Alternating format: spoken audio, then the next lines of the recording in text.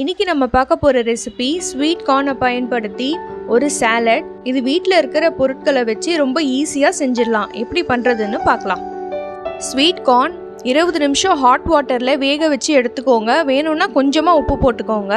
ஒரு சின்ன சைஸ் வெங்காயம் சின்னதாக கட் பண்ணி எடுத்துக்கோங்க. ஒரு சின்ன சைஸ் தக்காளி கட் பண்ணி எடுத்துக்கோங்க.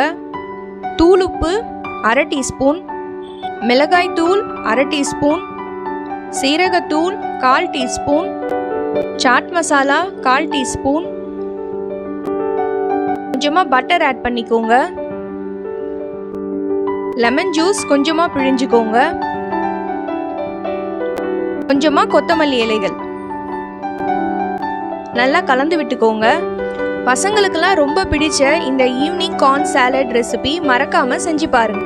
இந்த ரெசிபி உங்களுக்கு பிடிச்சிருந்ததுன்னா ஹாப்பி குக்கிங் ஹாப்பி ஈட்டிங் சேனலுக்கு சப்ஸ்கிரைப் பண்ணுங்க. இன்கிரீடியன்ஸ் டீடைல்ஸ்லாம் கமெண்ட் பாக்ஸில் இருக்கு. வேணுன்றவங்க செக் பண்ணிக்கோங்க.